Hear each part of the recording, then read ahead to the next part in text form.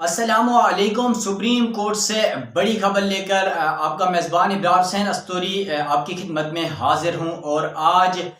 जिस तरह हमने पहले भी बताया था, दिन भर आपको बताते रहे कि आज बड़ी समाअत हुई सुप्रीम कोर्ट में, जिसका फैसला महफूज किया गया था। वो थी मुबैना ऑडियो लीक्स पर हुकूमत की जानिब से बनाया गया जो जुडिशल कमीशन था, उसे सुप्रीम कोर्ट ने कलअदम करार दे दिया है। उसका नोटिफिकेशन कलअदम करार दे दिया है और चीफ जस्टिस की सरबराही में 5 रुकनी लाजर बेंच ने इस केस की समाअत मुकम्मल की थी और फैसला महफूज किया था। अब उसका फैसला सुना दिया गया है और सुप्रीम कोर्ट की जानिब से ऑडियो लीक जो तहकीकाती कमीशन है उस पर हुक्म इम्तना जारी कर दिया गया है। साथ साथ जुडिशल कमीशन की तश्कील का जो नोटिफिकेशन था वो भी मुअत्तल कर दिया गया है। इसके साथ साथ आपको ये भी बता दूं कि जुडिशल कमीशन की तश्कील के खिलाफ दरख्वास्तों का जो मुख्तसर हुक्मनामा था 8 सफ़ों पर मुश्तमिल, ये चीफ जस्टिस की जानिब से जारी कर दिया गया है सुप्रीम कोर्ट की वेबसाइट के ऊपर। और इसके बाद सुप्रीम कोर्ट ने अपने हुक्मनामे में कहा है कि आज की समाअत के बाद जो केस की अगली समाअत होगी वो 31 मई को होगी। इसके साथ साथ जुडिशल कमीशन के खिलाफ जो 4 दरख्वास्तें थी, जिसमें चेयरमैन PTI इमरान खान की दरख्वास्त थी पहले नंबर पर, दूसरे नंबर पर सुप्रीम कोर्ट बार के सदर आबिद जुबैरी की दरख्वास्त थी। उसके साथ साथ तीसरी जो दरख्वास्त थी सुप्रीम कोर्ट के ही सेक्रेटरी हैं सुप्रीम कोर्ट बार के मुक्तदर शब्बीर, और चौथी हनीफ राय की दरख्वास्त थी। इन चारों दरख्वास्तों को मंजूर करा दिया गया है, काबिल समाअत करा दिया गया है। और साथ साथ सुप्रीम कोर्ट ने अटॉर्नी जनरल समेत जो दीगर फिरकैन हैं उनको नोटिस जारी कर दिया है। और इसके साथ साथ आपको ये भी बता दूं कि सुप्रीम कोर्ट के इन 8 सफ़ात पर मुश्तमिल जो तहरीरी हुक्मनामा जारी कर दिया गया है, उसके मुताबिक सुप्रीम कोर्ट आज थोड़ी सी एग्रेसिव, जिस तरह इस दौरान समाअत हमने आपको बताया था कि एग्रेसिव नजर आई, उसी तरह आज अपने ऑर्डर में भी चीफ जस्टिस की सरबराही में 5 रुकनी बेंच ने अपनी पूरी भड़ास निकाल दी है। और हुक्मनामे में यह कहा गया है कि चीफ जस्टिस की मर्जी के बगैर सुप्रीम कोर्ट के किसी जज को कमीशन का हिस्सा नहीं बनाया जा सकता है। इसके साथ साथ हुक्मनामे में यह भी कहा गया है कि जस्टिस काजी फाइज ईसा समेत जुडिशल कमीशन में शामिल दीगर 2 मेंबरान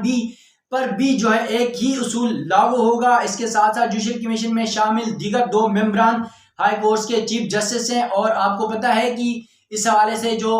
जस्टिस काजी फाइज ईसा की सरबराही में बनने वाले 3 रुकनी जुडिशल कमीशन में जिसमें जस्टिस काजी फाइज ईसा सरबराही कर रहे थे, उनके साथ साथ इस्लामाबाद हाई कोर्ट के चीफ जस्टिस आमिर फारूक और बलूचिस्तान हाई कोर्ट के चीफ जस्टिस जो है वो इस कमीशन का हिस्सा थे।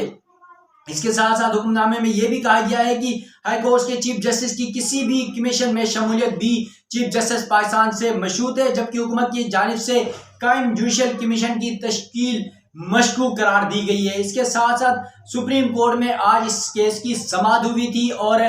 11 बजे केस की जो है समाअत हुई और तकरीबन 1 बजे इस केस को फैसला महफूज किया गया था। और चीफ जस्टिस की जानिब से आखिरी जुमले ये थे, दौरान समाअत में खुद कोर्ट रूम के अंदर मौजूद था, ये कहा गया, खासतौर पे 2 बातें थी। एक तो सहाफ़ियों की तरफ देख के वो मुस्कुराए और कहा कि सहाफ़ी हमारे बड़े बड़े केसेस कवर करते हैं। साथ साथ आबिद जुबैरी के वकील जो सुप्रीम कोर्ट बार के सदर हैं आबिद जुबैरी, जिनकी मुबीना ऑडियो सामने आई थी, उनके वकील शुएब शाहीन की जानिब से सुप्रीम कोर्ट के सामने आखिरी लम्हों पर यह सवाल रखा गया था कि सुप्रीम कोर्ट इन ऑडियो कमीशन के हवाले से पहली बात तो इसे कलअदम करार दे। साथ साथ ये भी कहा गया था कि ये भी तहकीकात कभी पहले भी नहीं हुई और अब भी नहीं हुई है और ये होनी चाहिए, जबकि हुकूमत की जानिब से अटॉर्नी जनरल की जानिब से जो TORs रखे गए हैं उस पर भी इस बात को नहीं उठाया गया कि सबसे पहले ये बताया जाए कि ये ऑडियोज रिकॉर्ड कौन करता है और इसे वायरल कौन करता है। जबकि एक गुमनाम ट्विटर का कहा गया शुएब शाहीन की जानिब से कि एक गुमनाम ट्विटर के जरिए ये तमाम ऑडियोज तमाम वीडियोज रिलीज की जाती हैं और खास तौर पर इसकी रिलीज के बाद वफाकी वज़रा इस पर प्रेस कॉन्फ्रेंसेस करते हैं और इसकी ये तस्दीक करते हैं कि ये ऑडियोज और ये जो वीडियोज आ रही हैं इनकी जो ऑथेंटिसिटी है वो कंफर्म है। साथ साथ जस्टिस मुनीब अख्तर ने सबसे बड़ा सवाल उठाया था कि हुकूमत अगर इस तरह की प्रेस कॉन्फ्रेंसेस करती है और ये इन ऑडियोज इन वीडियोज को वो असली समझती है तो फिर जुडिशल कमीशन तश्कील देने की क्या ज़रूरत थी। इसके साथ साथ नाज़रीन आपको ये भी बता दूं कि चीफ जस्टिस के सरबराही में जो 5 रुकनी बेंच था उसमें आज मैं आपको बता दूं कि कौन कौन से जजेस शामिल थे, जिसमें जस्टिस एजाजुल हसन इस बेंच में शामिल थे, जस्टिस मुनीब अख्तर थे, जस्टिस शाहिद वहीद और जस्टिस हसन अजहर रिजवी शामिल थे। इसके साथ साथ वफाकी हुकूमत ने मुबीना ऑडियो लीक तहकीकात के लिए जस्टिस काजी फाइज ईसा की सरबराही में कमीशन तश्कील दिया था और मुबीना ऑडियो लीक इंक्वायरी के लिए कायम जुडिशल कमीशन के खिलाफ ये 4 दरख्वास्तें दायर की गई थी और साथ साथ दरख्वास्तों में मुबीना ऑडियो तहकीकात कमीशन के तश्कील के नोटिफिकेशन को कलअदम करार देने की इस्तदा की गई थी। इसके साथ साथ आज हमने देखा दौरान समाअत चीफ जस्टिस पाकिस्तान ज्यादा एग्रेसिव नजर आए, खासतौर पर जब अटॉर्नी जनरल की जानिब से चीफ जस्टिस पाकिस्तान उमरता बंदियाल के खिलाफ एतराज उठाया गया कि आप बेंच में नहीं बैठ सकते। अटॉर्नी जनरल की जानिब से सुप्रीम कोर्ट के सामने 5 रुकनी लार्जर बेंच के सामने ये मौक़िफ़ रखा गया कि जो TORs बनाए गए हैं उसका 6ठा पैरा जो जुडिशल कमीशन को दिया गया है वो सुप्रीम कोर्ट के 5 रुकनी लार्जर बेंच के सामने रखा गया। उस 6ठे पॉइंट पर क्या है वो खुलकर तो नहीं बताया गया, लेकिन मैं आपको बता देता हूँ कि उस 6ठे पॉइंट पर चीफ जस्टिस पाकिस्तान उमरता बंदियाल की सास की जो ऑडियो मुबीना ऑडियो जारी की गई थी, जो वायरल हुई थी, जो लीक हुई थी, उसके हवाले से तज़किरा था जिस पर चीफ जस्टिस नाराज नजर आए और उन्होंने ये रिमार्क दिए थे कि चीफ जस्टिस की जानिब से कि हुकूमत हमारे खासतौर पर सुप्रीम कोर्ट के मामलात पर मुदाखलत कर रही है और सुप्रीम कोर्ट में मुदाखलत गैर आइनी और गैर कानूनी है, जबकि जिस तरह सुप्रीम कोर्ट ने अदलिया के हवाले से, अदालत के हवाले से जो कानून साजी की, इस्लाहात की, उस पर भी चीफ जस्टिस से कोई राय नहीं ली गई और साथ साथ ये जो जुडिशल कमीशन बनाया गया इसके हवाले से भी कोई राय नहीं ली गई, जबकि सुप्रीम कोर्ट के जजेस का जो भी मामला होता है चीफ जस्टिस की से मशावरत करके उनकी पूछ के बगैर नहीं हो सकता। इसके साथ साथ जहां चीफ जस्टिस बरहम नजर आए वहीं पर शुएब शाहीन ने बहुत अच्छे दलाइल दिए और साथ साथ उन्होंने बेनजीर भुट्टो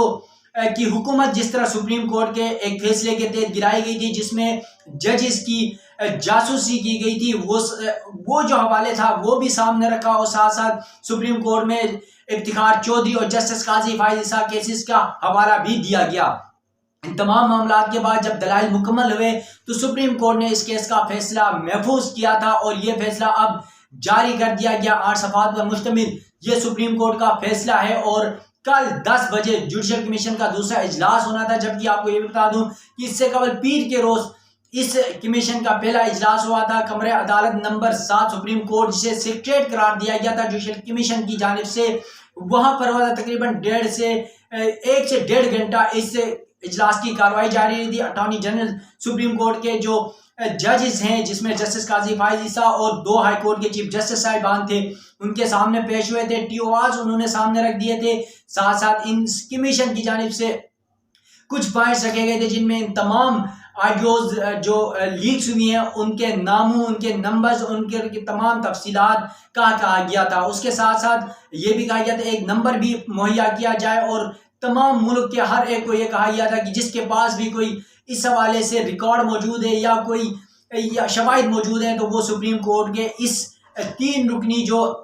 जस्टिस काजी फाइज ईसा के सरबराही में हुकूमत की जानिब से कमीशन बनाया गया जिसमें 2 चीफ जस्टिस साहिबान हैं उनको दिए जाएं। ताहम आज हमने देखा यहाँ पर एक तरफ तो इस केस की समाअत हो रही थी, दूसरी तरफ जो ट्रांसक्रिप्ट मंगवाया गया था जुडिशल कमीशन की जानिब से इन तमाम अफराद के हवाले से वो भी जारी कर दिया गया है। तो नाज़रीन अब सुप्रीम कोर्ट ने यह फैसला सुना दिया है और जिसके बाद जस्टिस काजी फाइज ईसा जो पिछले 8 से 9 हफ्ते हो गए किसी बेंच का हिस्सा नहीं थे, वो खुद पहले ही मुतनाज़ा हो चुके थे, उसके बावजूद उन्हें कमीशन का सरबराह बनाकर मजीद मुतनाज़ा बनाया गया। चीफ जस्टिस की जानिब से जिस तरह 5 रुकनी लार्जर बेंच तश्कील दिया गया, इस केस को सुना गया और साथ साथ इस कमीशन को कलअदम करार दे दिया गया है और 13D हुक्मनामा सुप्रीम कोर्ट की जानिब से जारी कर दिया गया। अब इसकी मजीद समाअत 31 मई को होगी, उस दिन जो कुछ होगा उस हवाले से भी आप नाज़रीन को आगाह करेंगे। तब तक के लिए दीजिएगा इजाजत, अल्लाह हाफिज।